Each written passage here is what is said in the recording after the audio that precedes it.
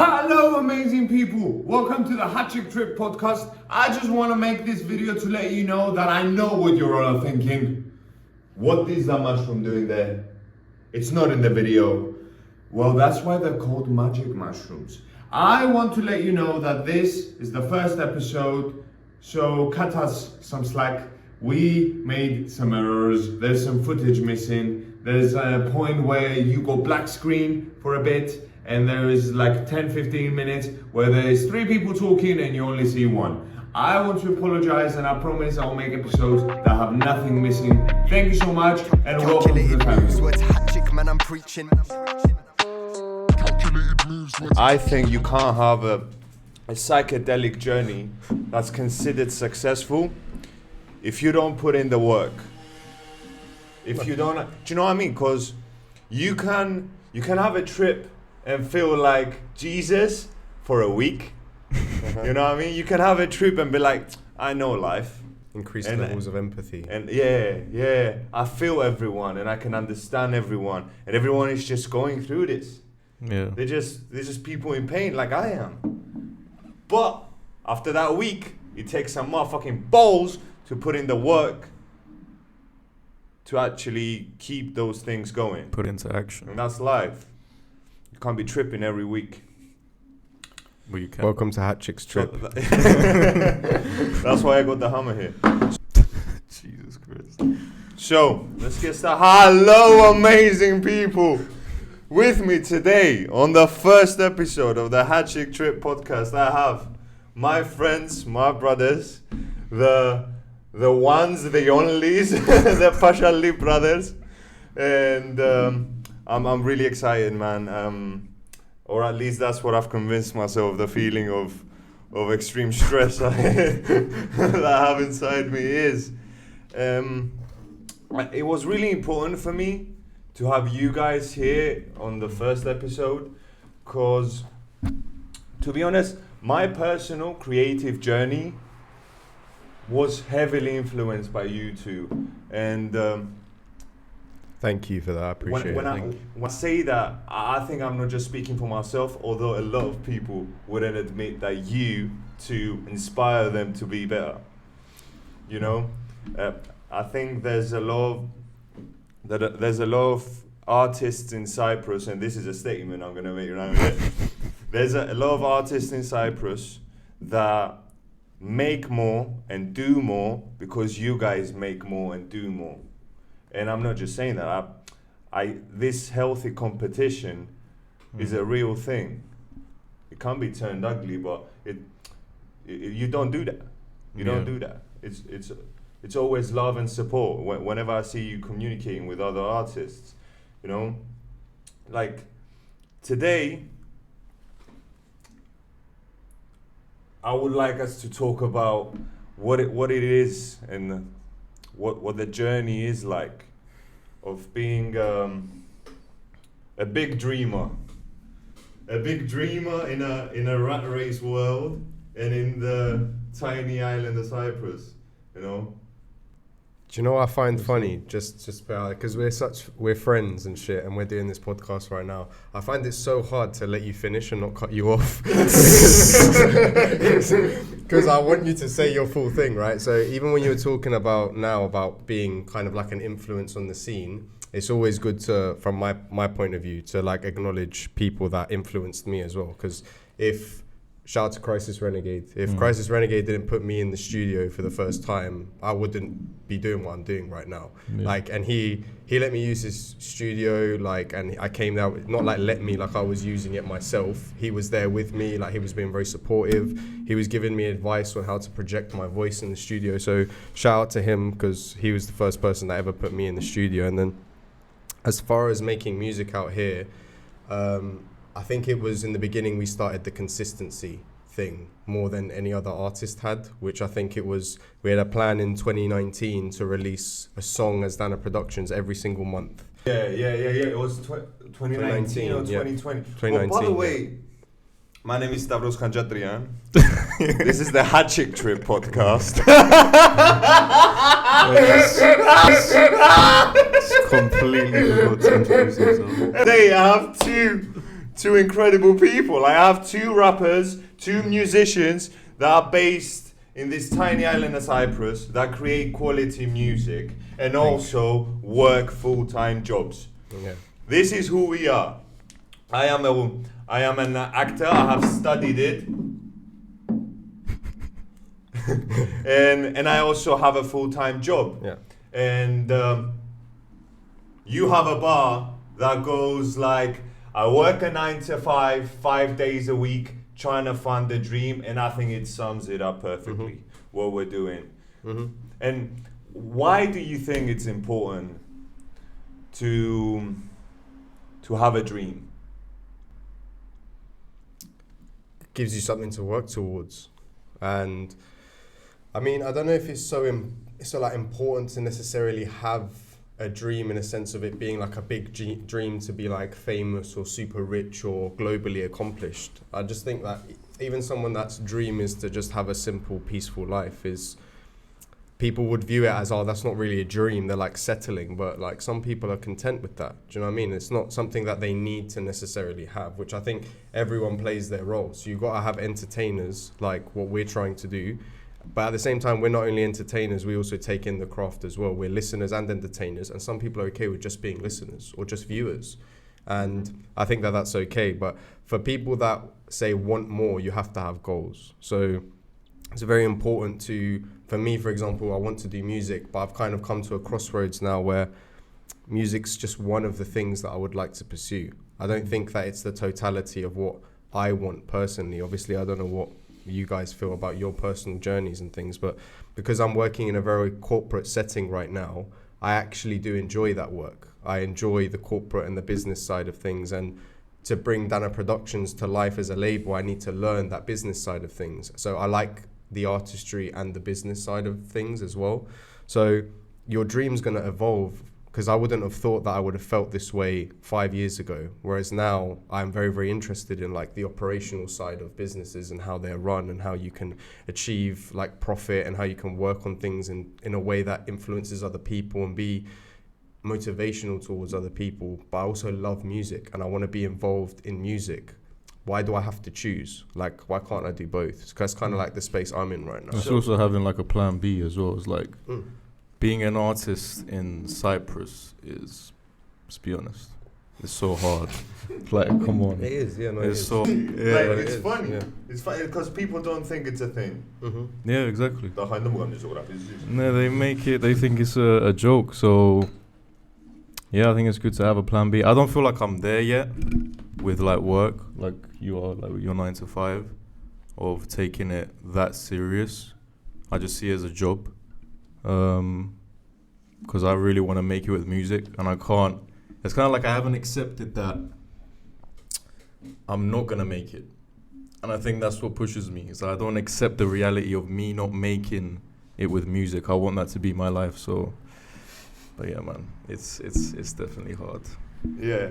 I am Ziggy coming in and crushing it. I am leaning more on what your path is. Yeah. Where I have found a way to enjoy the world of management, the world of running a business. But I don't want to do and work for someone else. I would rather bring the knowledge that I get from being in that world, which I call the rat race, because it's just one rat running behind the other, really, and take it to my own company, or a company that me and people that have the same ideas and the same creative spirit, and create art.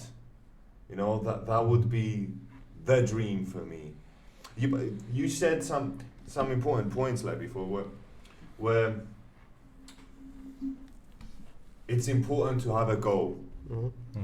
And a dream is a goal. It's like, you're here, if you don't have somewhere to go to, then where you're going. But it doesn't mean that there is the everything. ultimate, yeah, exactly. it's No, not. absolutely. It's the next step. Until you get there, so much happens. And I also think that there Yeah. for everyone is different. Absolutely, yeah. And being a successful rapper, being a big actor, being rich and famous is not everyone's goal. It's not everyone's dream. Someone's dream might be like I have this friend where his goal is to be able to run a self-sustaining home with the food he grows and the meat he produces and the dairy that he makes. And that's amazing to me. Yeah. Where I've heard people be like, so I have this friend, right? And I just don't get how they live. I don't understand how they do it. They're just so simple. Just simpletons. How can they just wake up, go to work, go home, be married, thinking about kids? Are you going to just do that until you die? I just don't understand it. Like me, I'm different. I am ambitious. Like I cannot be in the same spot forever.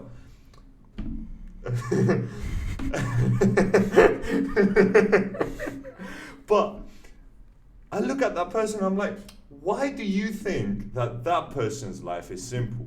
Like life is simple for anyone. Life is so complex. Every second of it is ridiculous. It's magical. You know? Yeah. The problem with that thought process is thinking that you know someone else's life when none of us know what any of us really go through. Yeah, even if they're your friend. Like, you have no idea. Like, for example, we've been friends now solidly, I would say, 5 years. We at 5 year mark comfortably, I would say. 5, 6, 7 years. Yeah. It's been a decent amount of time, but I don't know how you behave when you're alone with your partner.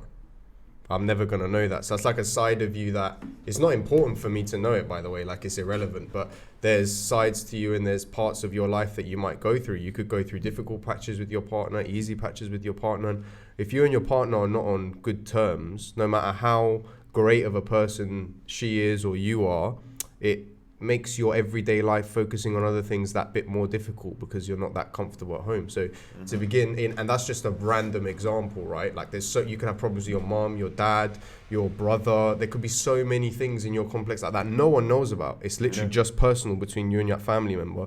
You don't even want to necessarily talk to your friends about it because it might also be a side of, I don't want my friends to think ill of my partner, my brother, my mother, my friends. So you like kind of keep it to yourself. So to deal with all of those things and then have someone on top of you say that your life is simple is a little bit disrespectful. Yeah, straight up like word. 100%. And I can give an example that has happened with us. Like, I don't know if you remember, like I came and told you that I am struggling with anger issues, right?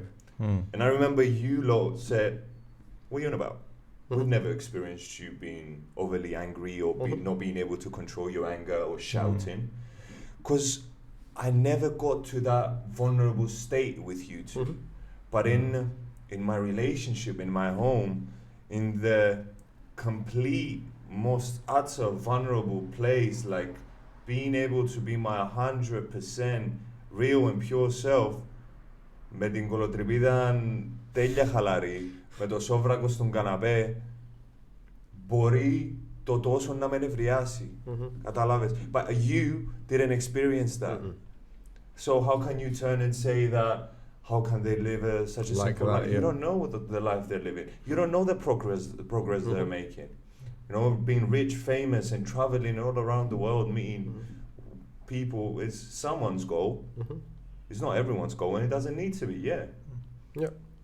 And in a very good relationship, let's say, that there's no such thing as you're just in a happy relationship constantly. That's like a fucking myth. That's like saying, for example, that I'm going to be happy all the time. It's not possible. So just like your heart beats and your cardiograph has up and down strokes to it, your life is going to be the same, and so is your relationship. So in your relationship, you will feel the most loved and you will also be the most scared, because with them, they will make you feel so loved, but also if that person you're with at any point you fuck up and they judge you, that's a scary place to be.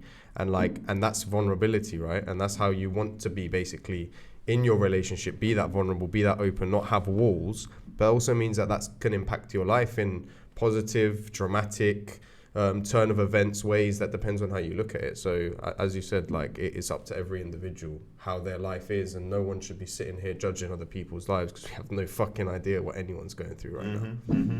And even being rich and famous doesn't mean that you're not stressing out every day. Like it's just you just got a different occupation. That's it. More money, more problems. Yeah, exactly. So I hope to find that out one day. Word. Let's cheers to that.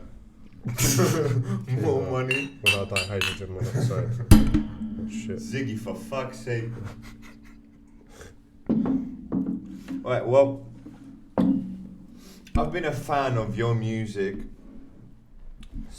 for a long time, like since you consistently started uploading your music, and I have kind of divided your roles in my music head into Pash the therapist, right, and Alex the melodic feeler. okay. Right? And You want to explain that to the audience? Please? Yeah. I was about to. Oh, cool. So, starting with Alex. Alex has is a very. I see you as a very controlled person. Like, you go through extreme. Like I've seen you go through extreme emotional states, but control it. Like nothing is happening, right? And you put those emotions, those explosions that I'm like, why is he not having these explosions into your music? Yeah. Right? There's a lot of times where you're like, you tell me like this and this, and then I sat down and wrote some bars and felt better about it. Yeah. That's amazing to me. Do you know how I look at that as a little red fuming figure of anger that's just burning, and then he's got a blue piece of paper, and then he writes on the paper, and the paper turns red and he turns blue. Yeah. Because he put all that on the paper. Like, not to say that you're just the expressor of feelings in your music, because you also have the supporting bars, the bars that you push your listener to do better. I hope that you honor G. Like, as a listener, I'm like, yeah, ναι ρε μπρο μου. Ναι, like, είσαι μαζί μου σε το ταξίδι. Yeah. Και κάνετε το και δυο σας το πράγμα. You communicate to the listener like he's your friend. Like, he's someone you care for. Like, one of my favorite bars of yours is, I had to wait. Sweet trippy in the house. Call this a skip moment. Yes. So where do we leave off? You were saying about Alex and in the scene. About Yeah. I think I'll take it back to how I have kind of labeled you two in my music head, and the titles are Alex the melodic feeler and Pash the therapist.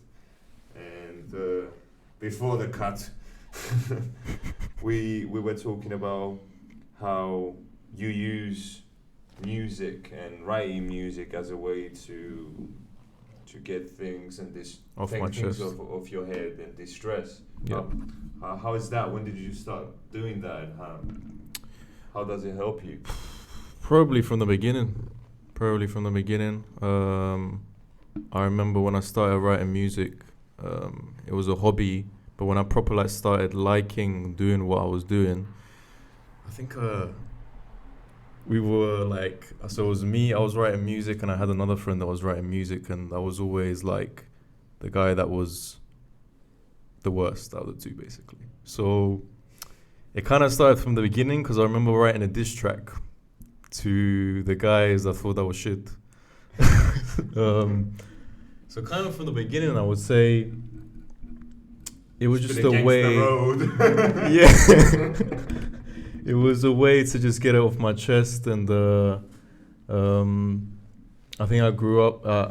I was more shy when I was younger, so writing it down and just keeping it to myself just felt more, I don't know, I was just more comfortable in doing that, and now just still doing it as I was doing from before, yeah.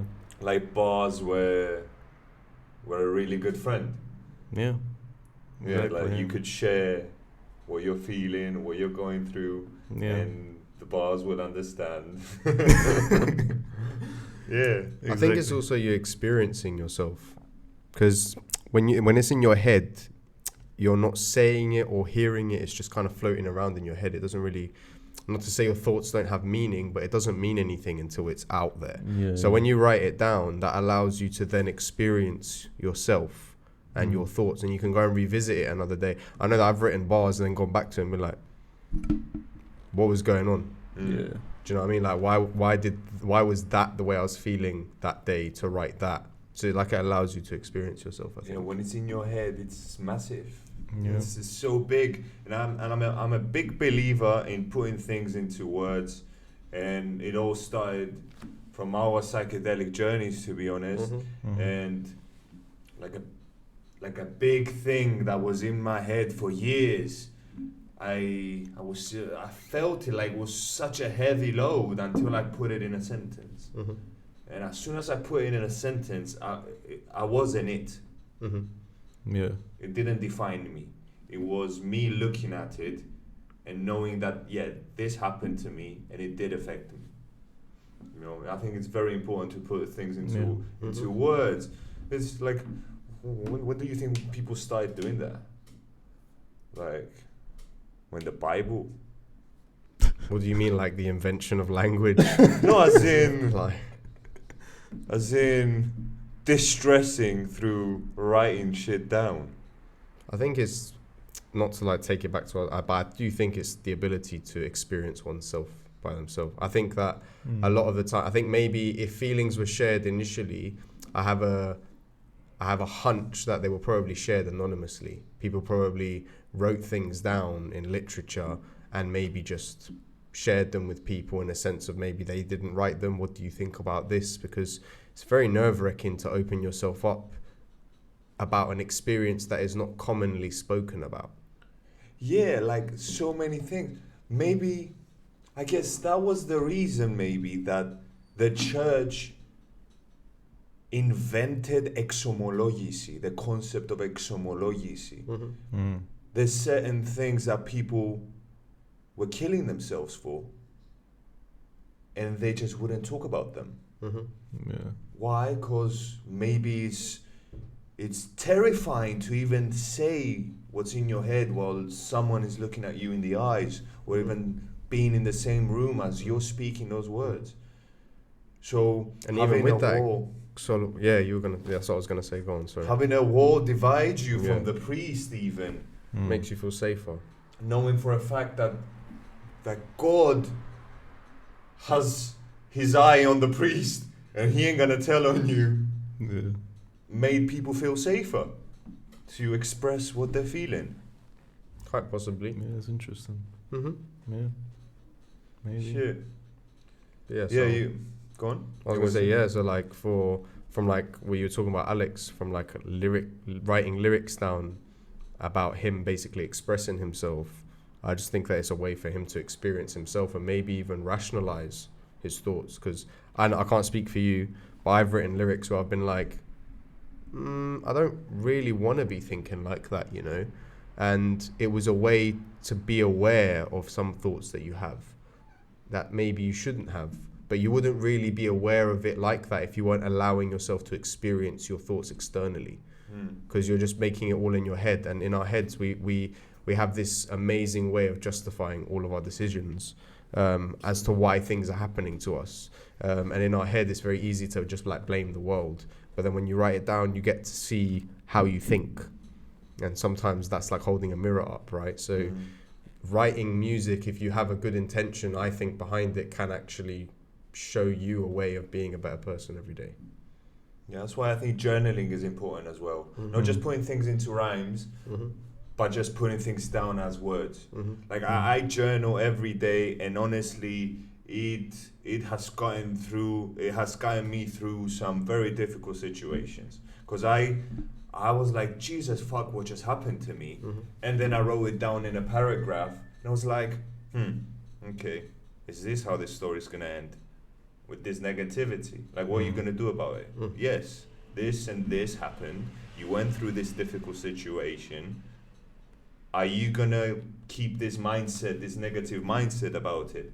Are you gonna do something about it or not? And you're there, you're looking at your life. Like, as soon as you write down your life, you have it there in front of you. Because otherwise, you're just the guy experiencing your life. Which is very tricky, because there's a lot of shit going on all the time. All of the time. You gotta breathe. People be chatting shit. People be farting. You smell. You gotta eat. Yeah. You know? You gotta sleep. And you're like, it starts again. It's the weather. Do you know what I mean? There's a lot of things affecting you as a human being. I think also like when it's, sorry to cut you off. Also when it's just in your head, everything is just so deep. Everything is over exaggerated. Like you think it's the end of the world. Like everyone's against you. But I feel like for me personally, when I write it down, it's also a way of like, okay, this is why I'm feeling down. This is why I'm feeling that certain way. And sometimes when I write things down, like Chris said, I'm like, why the fuck am I even feeling like that? Like I'm blessed. So yeah, I think writing it, whether you make music or not or whatever, writing down is I think very important. It's definitely helped me become a better person, let alone a better artist. I think it allows you to rationalize on what's going on inside your head. Yeah, exactly. Yeah, you have this dope bar as well. I don't know if it got cut, so I gotta bring it back. Cause I don't just think you're the guy that writes about his emotions in your music. You also wanna help. You also wanna write for other people. You got this bar. I hope that you own it, G. And that's what mostly this man does. Yeah. And Pash the therapist here. To be honest, like you're my friend, but as an artist, I have used your music to get me through difficult situations.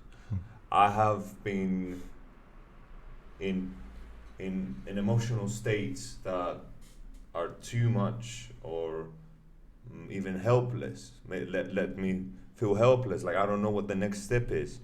And then I bang on moral conflict from start to finish. And it's a journey of groundness, of this is life and this is what it is, and there is ways, and you are going to suffer, you know, and just complaining about it is gonna get you nowhere. You have this bar which I think is very important. When you are in the process of building you, are you not you? That's part of the progress. It's part of the progress, and it's very important. And I've been kind of switched myself from the guy that looks at the where I want to be at as the ultimate thing that dictates how I feel about myself. And if I am not, like, I would be the guy that, sometimes I'm still the guy that if I don't do a workout or I don't do my study session, if I don't do my reading practice once, I'll be like, you're a piece of shit, you're a failure, you amount to nothing, and just destroy myself emotionally.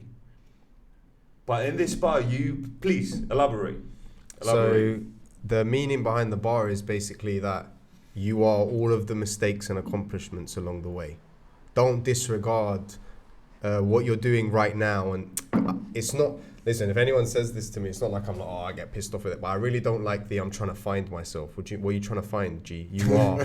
Like, you are yourself. Like, and you're going through a phase right now where you're not happy with who you are.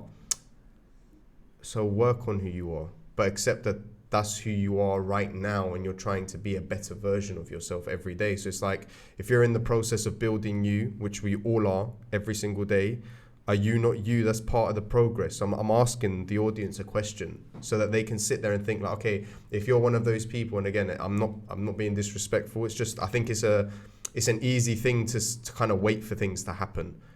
It's so easy, and I think we discussed it last night when we went out and we were talking basically about how you can be pessimistic and you can look at things in a different way. So when I'm talking about people, they're already themselves. It's like accept, your flaws, your shortcomings right now as part of your story. Like don't disregard them, because later on when you are accomplished and you are achieved, those are the stories that you're going to tell people that you want to succeed. You're going to be like, you know what, I went through this difficult phase and I did this and I did that and I came out on the other side. And those are the things that build you. Those are the things that are your character. So don't sit there and think that you're going to get to this place that you're trying to get to and then you're going to be you. No, you're you along the way. So it's like, it's also teaching people to take accountability for themselves, because then you can't disregard the fact that it's like, say you do something wrong with your friend and your excuse is, I wasn't feeling like myself. No, that's not an excuse. You weren't feeling like yourself. Your pain doesn't mean that you should be rude, disrespectful, or allow you, from a sense of moral licensing, to treat your friends in a way if you're not okay. No, you got to take responsibility. If you're not okay, your friends are there to support you, but they're not your punching bag. You shouldn't, and as a friend, you shouldn't tolerate that. Like, they're going through a difficult time, so I'm going to let them get away with it. No, and I've been the friend that's let friends get away with it and lost friendships because I allowed people to get away with it. And it's not right. I don't think it's the best way. Even growing up, I used to find excuses to tell my dad why I would misbehave, and I would tell him stuff like, oh, you've never had divorced parents, you don't know what it's like. Dad couldn't give two shits about whether he had or I have divorced parents. It's not an excuse to behave that way. You behave the correct way. You don't get my pain, innit? Yeah, that was my excuse. That was what I was trying to tell him, is that you don't get it. Like, you've never had it. And he was kind of like, doesn't matter. Your pain is in a polite way. Obviously, you never say it in a way to make me, it's not like I experienced him beating down on me verbally. It was just like, well, your pain is your pain, but why are you going to make your pain someone else's problem? Doesn't justify what you're doing because you're experiencing pain. That's something you deal with on your own. Talk to the people you need to talk to, but then when you're out and you're in society or you're working or you're doing this, it's not an excuse. I think you said a very important word, responsibility. And I think pessimists and people that view life and see that it's an endless cycle of shit. It's good for 5 minutes and then it fucks you over, and then it's good for 5 minutes and then it fucks you over again. And then like they see it as a meaningless existence of circles around good and shit. Which I see how you can view the world like that, and you're not wrong. If you think that the life is meaningless, then you are possibly quite right. Because if you don't take responsibility for your life and put the effort to actually making your life meaningful, it's not going to be meaningful. Boom, that's Full it. stop. The end. Like. And also when you only have one thing that gives your life meaning, I think it's a highway to hell. Like if you base your whole well-being on the next song doing well in the charts, and the song doesn't do well in the charts, you're done. You're devastated. Expectations are a bitch. Word. The way I describe it is, I think you should have many gas stations of happiness. And in the same way, when your car runs out of gas, you go to the closest gas station.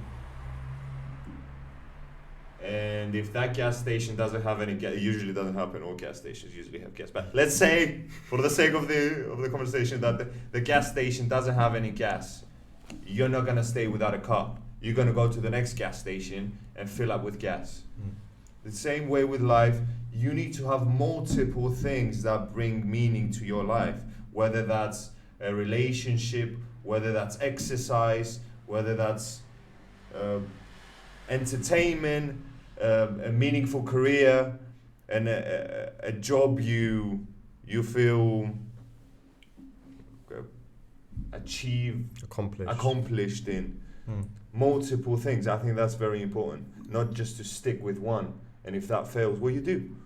You're done though. I hear that, and I think that's 100% true. I also think that in today's life, the way that we've evolved as human beings, there's actually so much to keep track of, and I think that that's also part of people being overwhelmed with their lives. Because like, if I just take a random standardized traditional way of living, right? You have to, let's say you have one sibling, you got both of your parents. You have to manage your relationships with your siblings, your parents, both separately, and to have a unique individual personal relationship with all of them, which most people do with the people close to them. Then you've got to have a goal to try and make you financially established.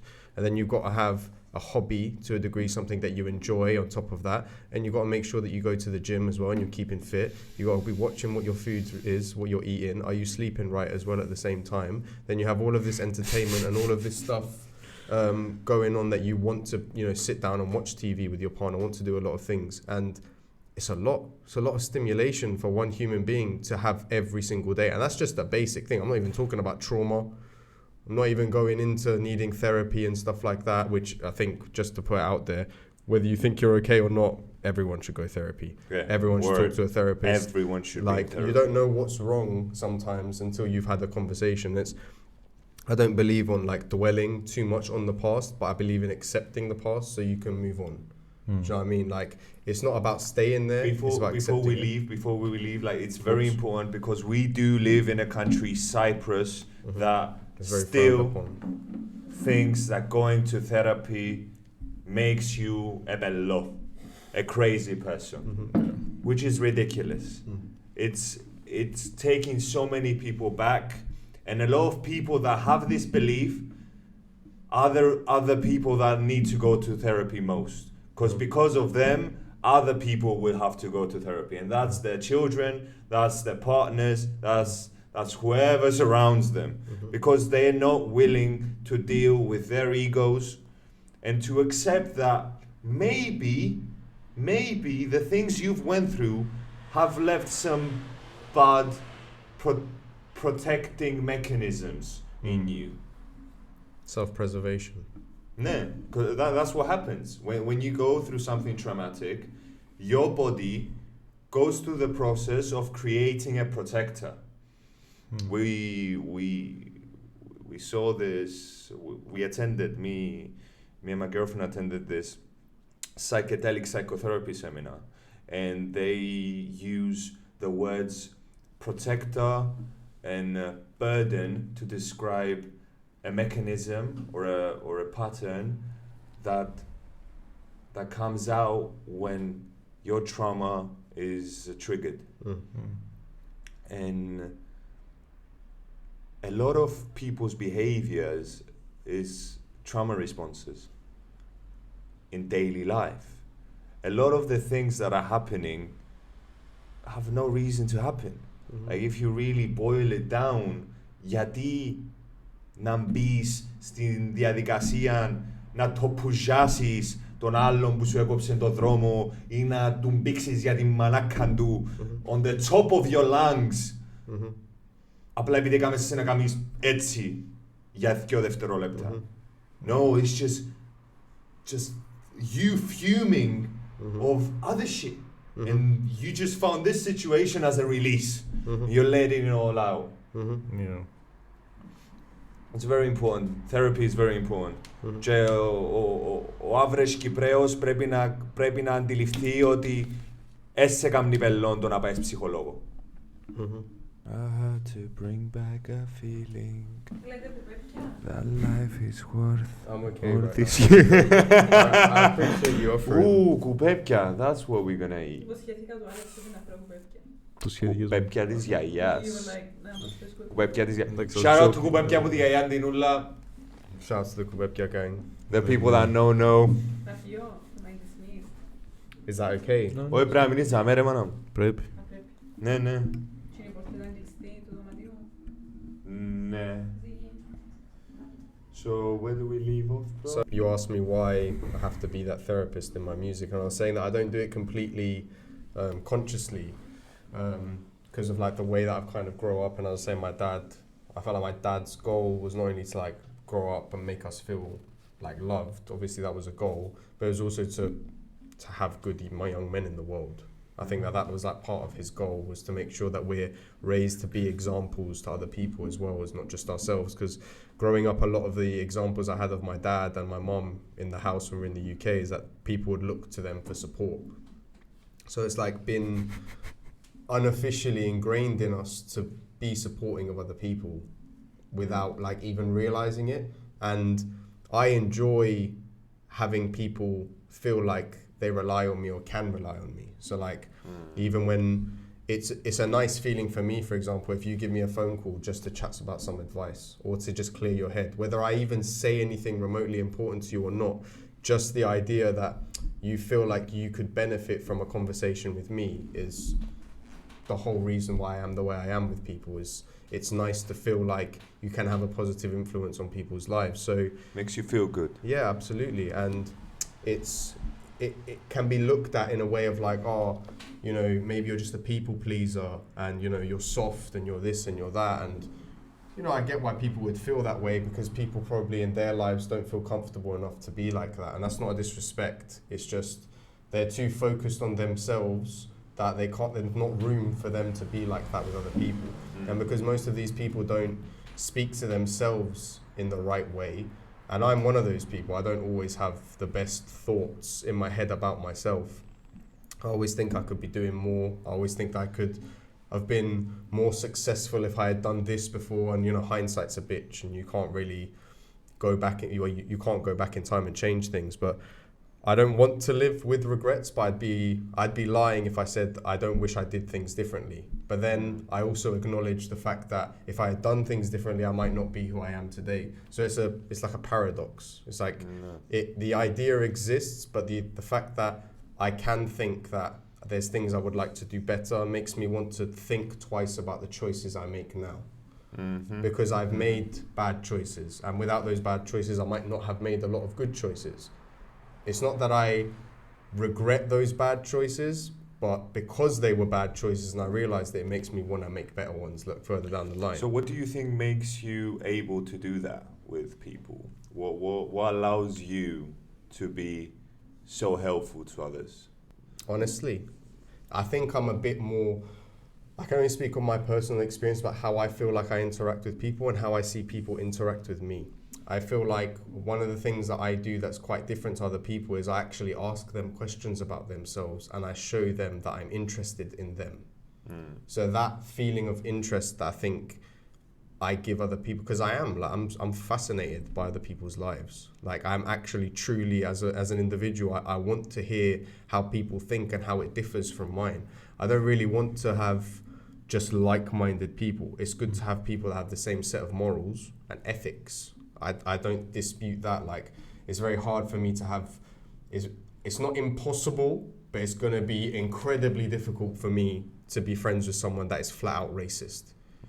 Like, yes, it's a part of something that, like, you are not complete. Like, I do disagree that you can basically sum up someone's entire character by one of their views. Do you know what I mean? Like, it's 5 minutes of mistakes and things like that don't make you a bad person overall. And I think even just that mindset that I have when I talk to people, like if someone's made a mistake and I have to talk to them about it, I'm not going to make them feel like that mistake sums them up. It was a moment. So I think that from my point of view, I feel like when I talk to people, they feel heard and usually leave the conversation in the sense of like, you know, I'm happy I had this chat with Chris or Pash or however you know me. But I think it's part of a feel-good thing for me. I focus on myself by, I think, kind of focusing more on others, if that makes sense. I don't really have so much of an internal panic, or I try to avoid any like internal panics. Like before I do something, like I do a lot of, I wouldn't go as far as like public speaking, but I do lots of speaking to crowds of people where I work with. It can be up to like 22 people sometimes in a room that I'm talking to about what we're doing. And I have self-reflective moments while I'm doing it, like, oh, right now you're standing here and you're speaking, and that will be while I'm speaking. And I just want to Αναπνέεις και μιλάς. Και Just σκέφτεσαι το ενώ αναπνέεις και μιλάς. Like while you're doing it, and exactly, I get a feeling that when I can put something on paper that morally, ethically, to me, is sound and makes sense, I'm hoping that other people grasp onto it. Because my whole thing is, like, as an individual, what I'm trying to achieve for myself and for the people around me, like, there's two main things, right? And it's like, one main thing is how you treat other people, which is no matter how much of a bad day you've had, you always have to treat people in the right light and treat them correctly. That also... It's not their fault. It's not that... Your shitty day is no one's fault. Exactly. And your shitty life is no one's fault. Yeah. But the flip side of that, which might sound a bit contradictory to what I first said, but I do genuinely believe in it, if someone is doing that to you, look at it as them projecting themselves. Don't take it personally. Because it's not about you. It's about them. Yes, it's wrong behavior, but you need to learn to be resilient so what they're doing to you doesn't impact you negatively. But you should always focus on being precise in your speech and speaking to people in the correct manner. And maybe I've not really unpacked fully why I want to be this kind of person, but I think wanting to be that kind of person is, I can only say that it stems from wanting to be someone of influence, but I want to be of influence that is the right kind of influence. I don't want people to blindly follow me. I want them to follow me because they think that I'm doing the right things. Did you always feel like this though? Like, did you have a moment in your life where you're like, I want to become, as Stavros says, Pash the therapist? No, I don't even think right now that I want to necessarily be Pash the therapist. And that's not saying that I have any issue with it, but it's kind of like, it's just who I am. I don't really think about it too much in a sense of, and also my life is kind of set that way. So like, most of my friends are younger than me, and I've been through a lot of experiences that they haven't. And that's not me disrespecting their journey. There's just certain things that I may have done first, and longevity in things matters. And I do believe that just because I'm older than, say, both of you here, that doesn't mean I've had more experiences than you guys, because I fully believe that in the world. But you guys know and I know that I've been through things. So when you guys are going to stages of things that you've seen me go through, I'm more of a position to give you advice than I would have been if I hadn't experienced those things. Yeah, that's true. That's kind of how I look at it. So because I've grown up with you, so my whole life I've been big bro. I was whole gonna life. say that as well. So it was and I wanted to be a big brother as well, which is very, very what people would think as unusual. There's a story that apparently I told the nursery when I was young that my mom was pregnant when she wasn't. Like that's how much I wanted to have like a little spoilers, like but full on. And then they came and they were like to my mom, "Oh, congratulations." She was like, "For what?" They're like, "Oh, Chris told us you're pregnant." She's like, "I'm not though." Like, what are you congratulating? So like from young, I wanted to be an older brother. I wanted to have someone to show them things, to share experiences with from like a young age. And I really can't tell you why I wanted that. Like, I was literally 5. I was like 5 years old and I wanted to have someone to share experiences with. So I can't explain the thought patterns back then. Only thing I can look at is I've seen my parents support a lot of their friends, and I think I just wanted to mimic that. Yeah. I think you summed it up into a very beautiful sentence of it's just who I am. And in both of you guys' music, it's just who you are. And I can say that Yes. because I am literally in your life for years now, and I see you being you, and the you that you project, at least, is the you that I see in your music. The situations that you go through, you write it in your music. The things you believe, you write it in your music. And the things you aspire to is in your music. It's in your art. So, to be honest, you're just being real motherfuckers. Trying very hard to be. Word. What's next on the list? What has Stavro got for us? Can I? Because I just want to ask something as well. Because we said that we wanted it to be like a straight up conversation. We didn't want it to be interviewee.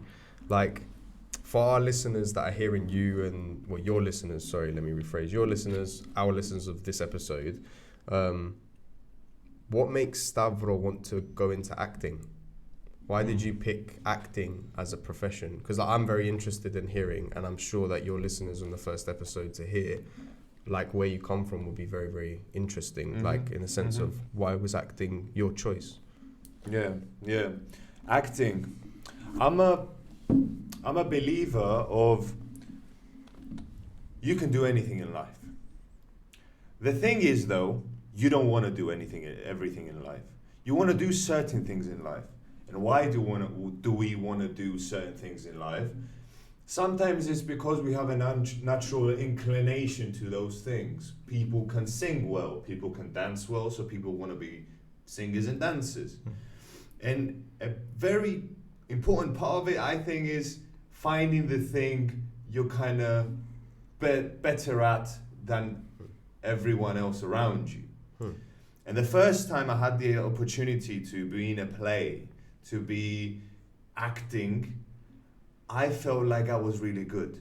And I felt like I enjoyed the process of going to rehearsals, trying to create this character. So at some point, we can show this situation that means something to people. So yeah, I found the thing I'm good at, and it felt good. And it also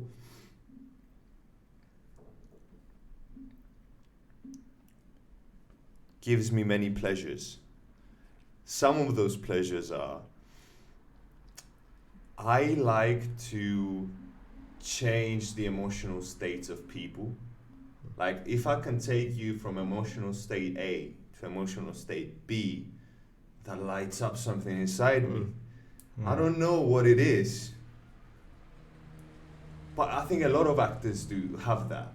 And if I can make you understand the message that the character or the writer wants to portray, then that's what's most important for me, you know? Because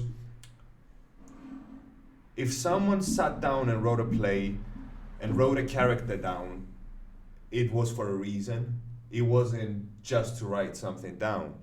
That person, that character in that story you read is not just one person. It's a lot of people around the world, and he means something or she means something, and they portray an idea or a behavior or a result of a traumatic experience, a result of situations.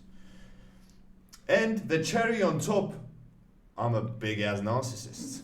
I love people looking at me, and I love being the center of attention.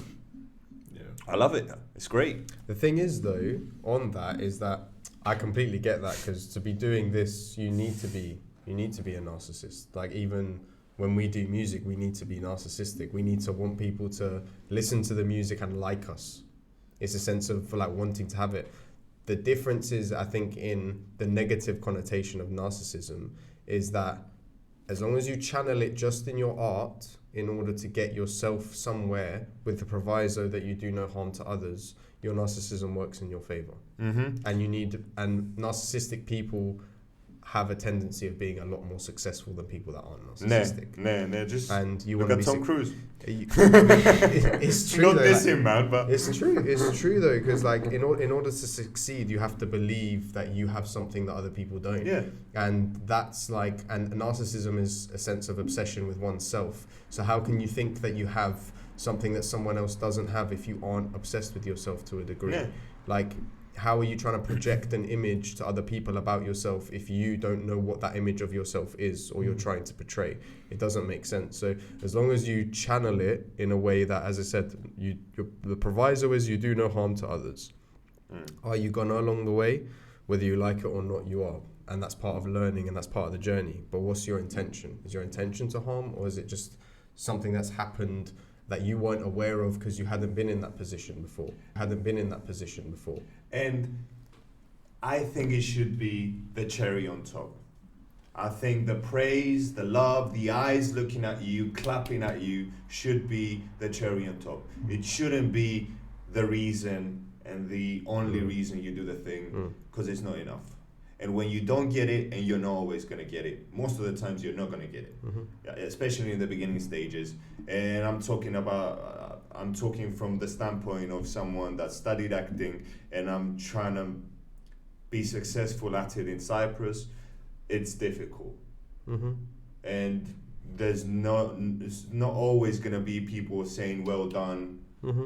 keep going. There's people that are gonna tell you where you're bad, or they're not gonna acknowledge you even, Mm-hmm. and you're gonna feel less about yourself. And that's where the belief comes in yourself, and that's where the word narcissism changed to believing in yourself, Mm-hmm. believing in yourself enough. Because if you don't love the process of writing, the process of recording, the process of performing, and you just love people clapping and being excited to see you, I think that's not enough.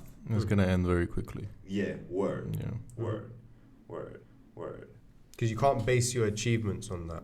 Because, like, if we were going to talk from like a music standpoint, me and Alex 100% have released songs in the past that have been more successful than our recent releases. Facts. Like, and that's the truth. So it is important to compare yourself to yourself only, but then there's even an element of that which is dangerous, because when you're comparing yourself to yourself, are you comparing yourself as in the listeners that you got on that? Because that's not really comparing yourself. That's comparing what other people like more of yourself. So the comparing yourself is from a technical standpoint.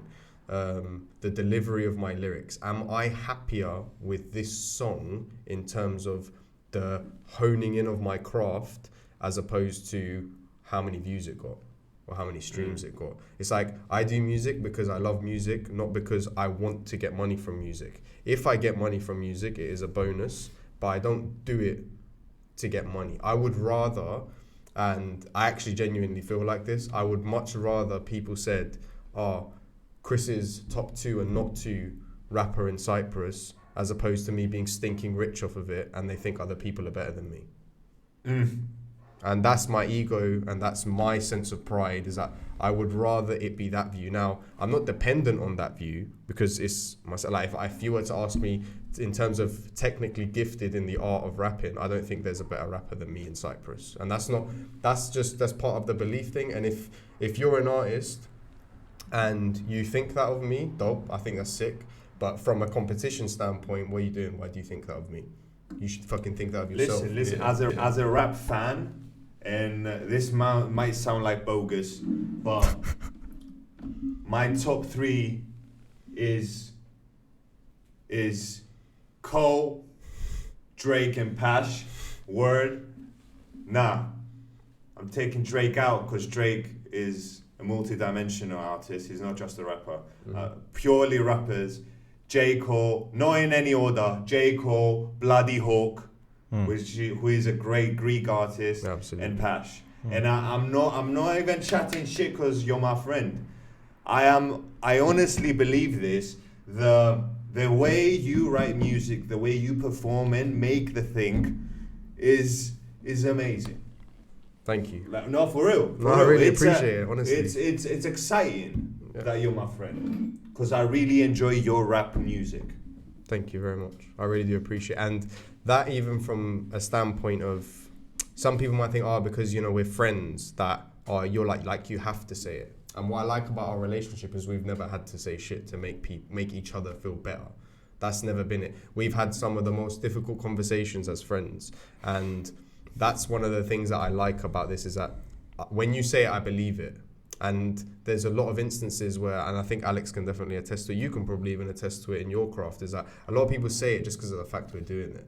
They're not actually listening to what you want them to be listening to. So the fact, the likes of yourself, the likes of Foga, who's also like come and put me in like of their favorite rappers, like I've been in his top 5 as well, that he said, which is a very, very nice thing to hear. Like, I believe you guys think it not just because of my rap abilities, that you know who I am and you know how real that is. Yeah. Whereas others might not know how real it is. They might be thinking that it's kind of like a front, whereas like you see, like Moral Conflict was, at that time specifically, I've grown since then, but at that time was so me that when I was gonna drop it, and then Sorry was on there, and Selfless was on there, and and even Yourself, I had a feeling, and Conflict even, to be honest with you, though, like those 4 or 5 tracks in the beginning, I'm actually being very vulnerable. Yeah. Very vulnerable. To, like to a stage where I'm like, man's actually sharing these Yeah. things Yeah.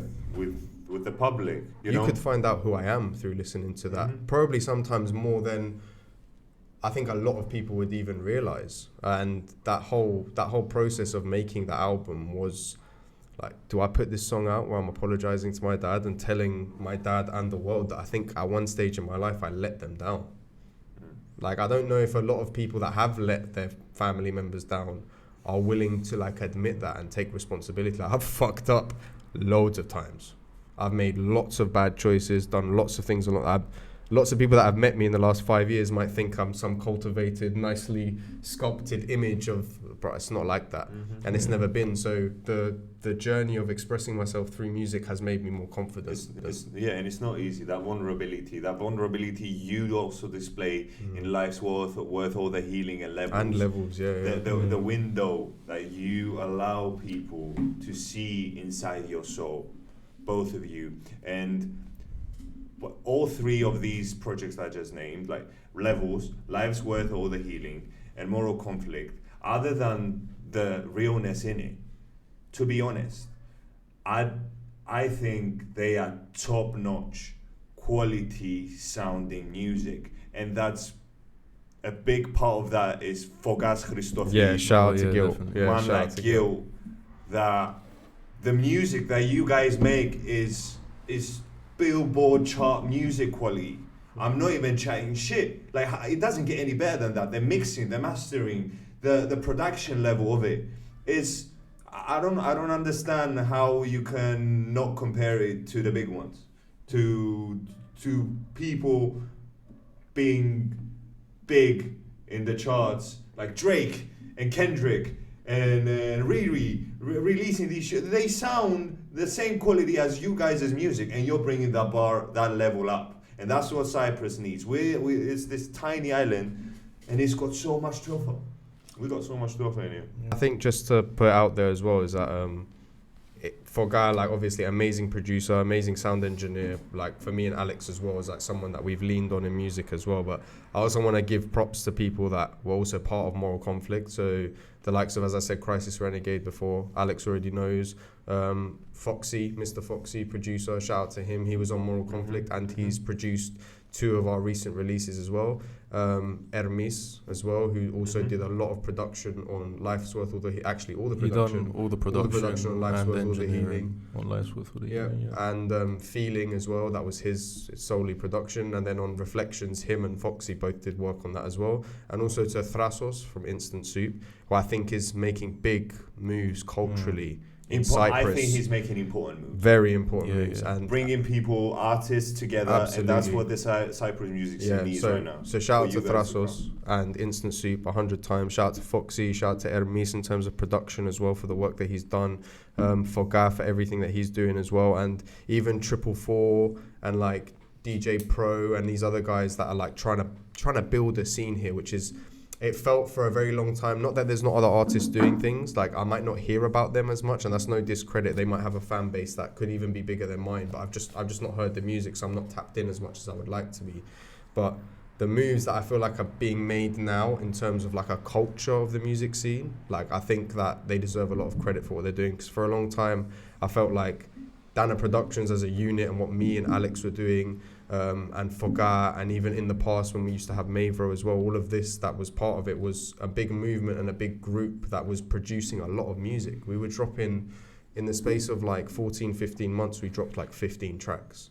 Every single month there was something more consistency. Yeah. Absolutely. By the way, shout out to Foga, Gil. Like he helped with the setup today. The boys helped with the setup as well. That's where if it wasn't for Chris googling and watching a YouTube video, we wouldn't have audio today.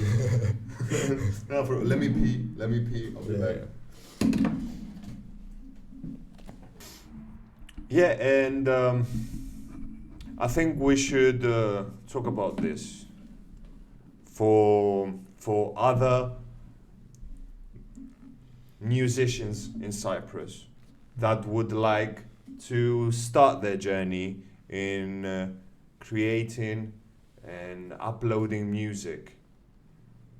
a lot of people have the desire, but I feel like they don't know the way.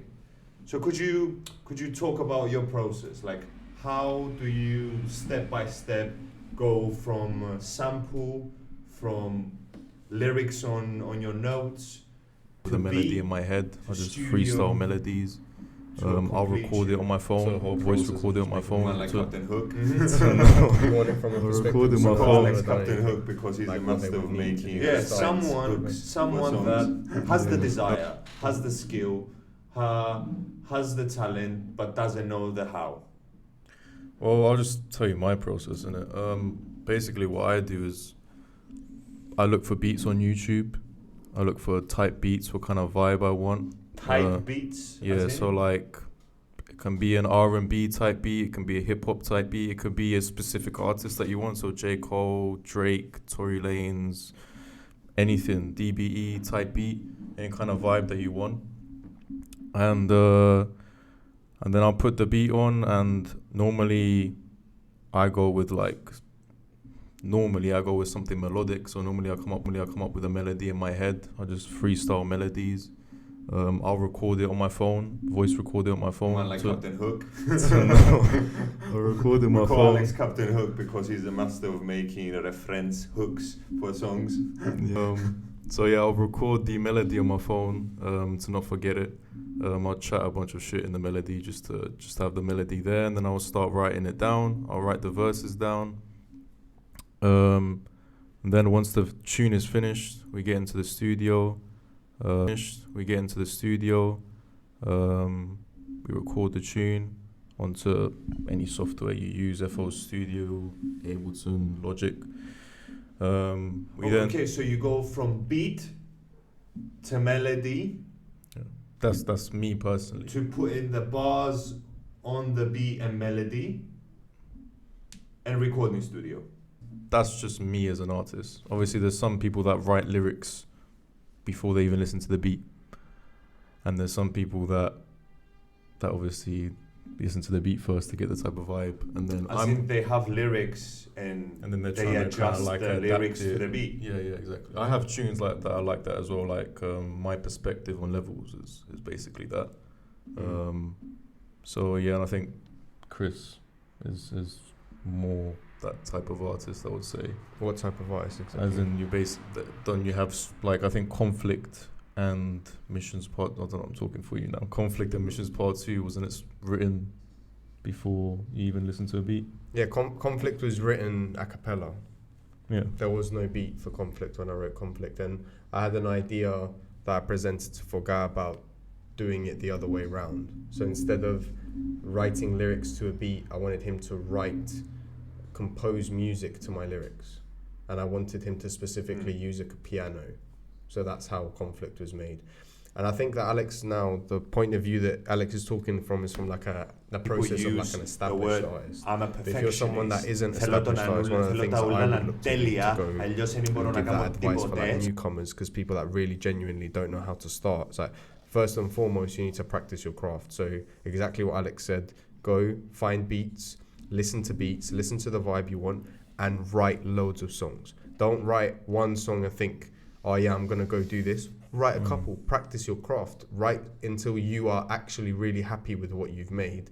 And that doesn't mean perfectionist, write for 7 years and release one track. That's not what I'm saying. I'm saying actually practice your craft. Like actually go into it and write songs and then start building your wall. Songs and then start building your wall. That's one of the things. Talk about perfectionists, because we had a conversation in a psychedelic trip talking about perfectionists. I don't know if you remember it. And I don't remember the conversation. How a lot of people use the word I'm a perfectionist. Θέλω τα ούλα να είναι τέλεια, αλλιώς δεν μπορώ να κάνω τίποτε. It's a mask for insecurity. Ακριβώς, as an excuse to not do. Yeah, and to say that you're delaying it because you're waiting for it to be perfect, but the reality is never going to be perfect. And if you want to improve, you have to start. Like you can't improve without starting, and you need to get it out there. And music is a collaboration. Like you cannot really make any unless I'm Russ or J. Cole, I don't make beats, so I need someone to make my beats. I'm not a sound engineer, so someone has to be a sound engineer for me. And these people have to believe in the music just as much as I have when we're putting something together. But to take it back to what I was saying about, like, you know, don't be a perfectionist. Actually start building on your things, on the blocks that you've actually started laying down. So once you've found several beats and you've started writing to them, if, for example, you've written 10 songs and you've got 2 of them that you actually want to put out, if you're using YouTube for your source of beats and you don't have a producer, what you need to do is reach out to those producers on YouTube. They usually have websites like BeatStars where you can go ahead and you can buy the beats outright and own the beats, or you can lease the beats. And when you lease the beats, it means they're allowing you to pay a certain amount to them to use the beats to earn a certain amount of money. So like they might say that your lease is for 100,000 streams. So as soon as you reach 100,000 streams, technically what you're supposed to do is to go and buy the next lease for the next amount. So it's like a contract you sign Yeah. with the creator of the beat Yeah. or the sample. Yeah, exactly. Okay. So if like you wanna use a sample from Mariah Carey's "All I Wish for Christmas Is You," you have to reach out to her You management need to team get it cleared. and get the sample cleared by her management team for you to use it. And then they'll probably want to get a percentage off of your song, as well as the fact that you would want to pay them. You'd have to pay them for the sample so that they can earn from it, because the fact that you use their sample could give your song publicity and they want a cut of that. So the business side of music is very interesting. So as I said, after you've gone and you've purchased your beat, you have 2 choices now. You can either build a home studio, so that means you have to go make sure that you have a laptop that can host the kind of software that you're going to need, like Alex said, Fruity Loops, Ableton.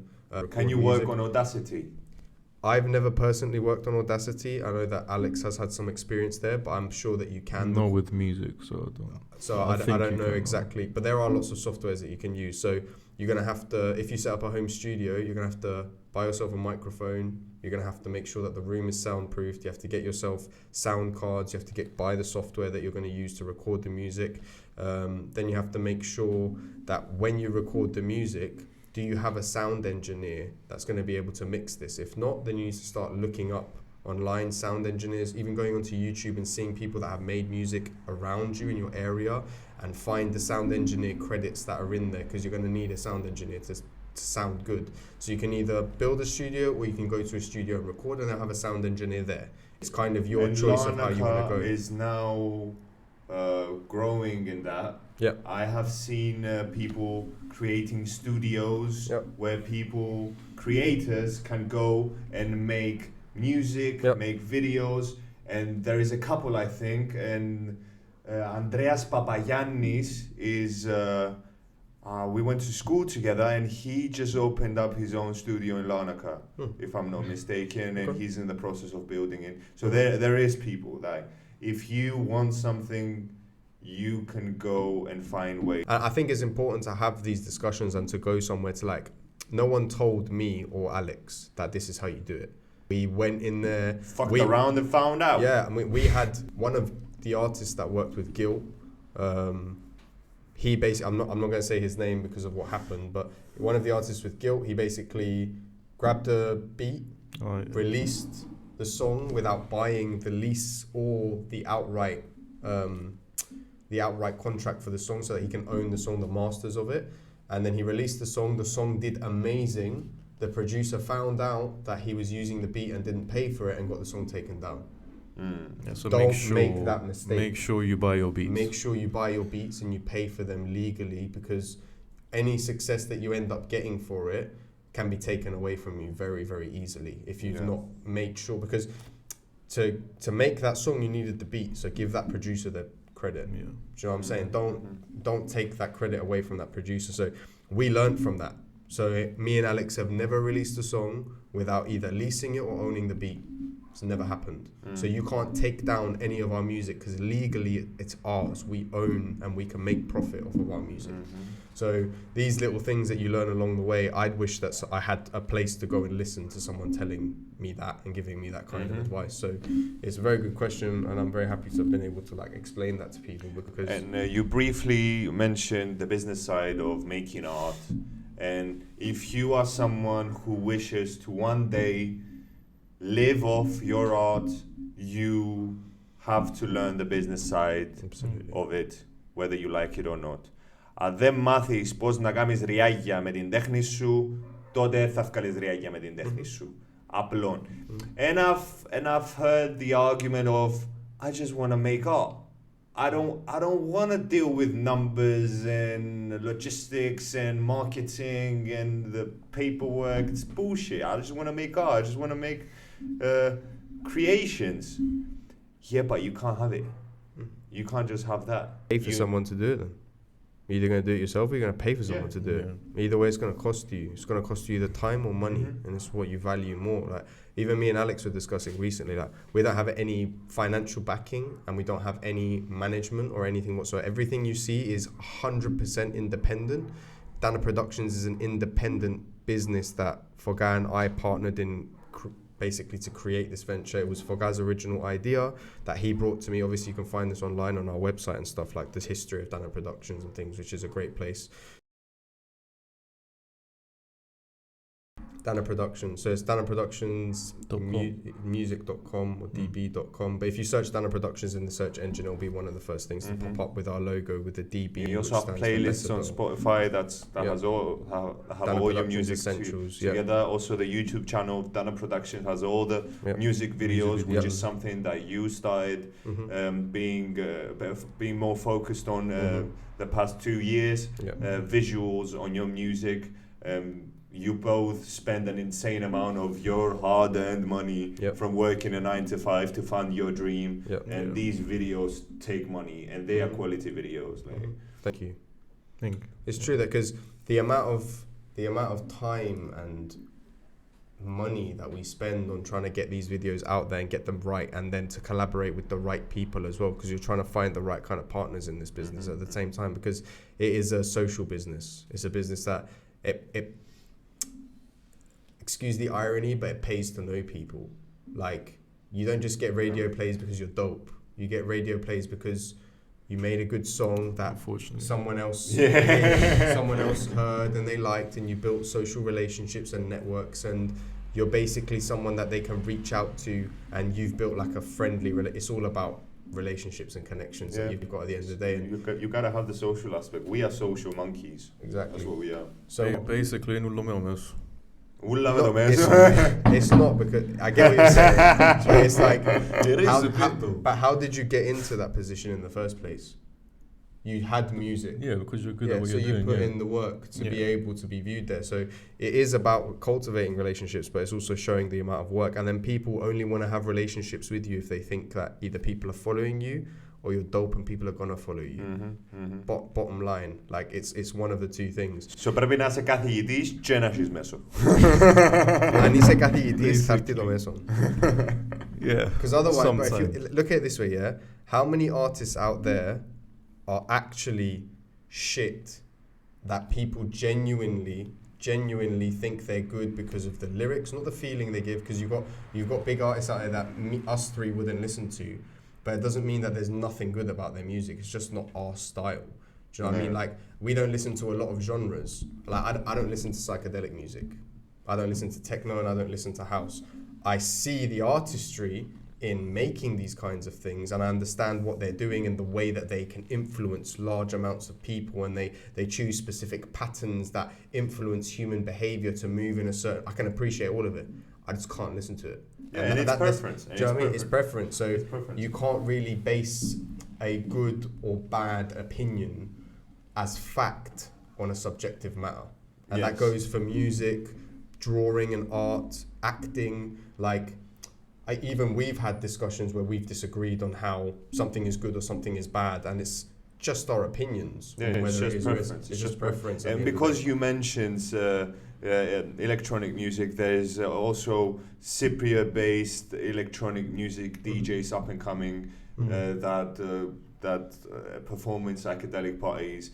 One great one that we know of is Anga Banga. Man like Anga Banga is one of the best I've heard in Cyprus performing. And again, yes, it is preference. I don't like mumble rap. I don't get it. I don't get it. I can hear what you're saying. I can bop to the beat, I guess, but I don't understand it. It's stupid. But, To me. yeah, To me. And the other thing that's interesting about that is that I get where you're coming from, but I also get the people that like it, because to them it's not as mumble. So, for example, when I first started listening to Lil Baby and Future, I struggled to understand them. But the more and more I have listened to these people, because I've listened to them, I've read the lyrics, I've researched them. Now when I listen to these artists, they don't sound as mumble rappy as they did before. Lil Baby and Future, yes, they are like the transition of rappers to mumble rapping. They are the beginning. But come on, there's some motherfuckers. You can't tell what the fuck they're saying, There's bro. even some others, like I think you remember me saying that Lil Yachty is shit.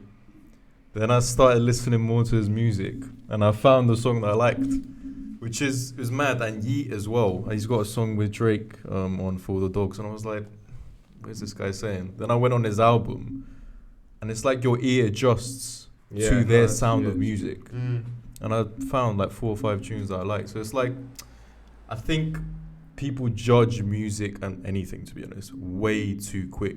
I do it myself as well, and straight away I'm like, oh, this is shit. Even from artists I like. It's different. Even from artists I like as well, I'm like, oh, I'm disappointed. Like we done that we do that with Drake all the fucking time. We're disappointed, then we listen to it later on. We're like, what the fuck were we thinking before then? Is it like? Does it go with food as well? Like the thing we were talking about in our last mushroom trip. I think acquired taste. But I think you can educate your palate, like, to a degree as well. Like, you can educate yourself on music, because I think, but look at it this way, yeah. If it took me 30 minutes to write a song, okay, and then it took me an additional 30 minutes to perform it, and then it took an additional 30 minutes for someone to mix it and master it, and then we went through the process of getting the right cover art and everything, getting the lyrics put down together, and then we've uploaded it. Let's say that whole process happened in 2 hours. It's a 3-minute song. You're going to judge all that work on the first listen? Yeah, it's mad. Yeah. And think you digested everything I tried to tell you that took me 30 minutes to write. You're going to get it the first time you listen to it?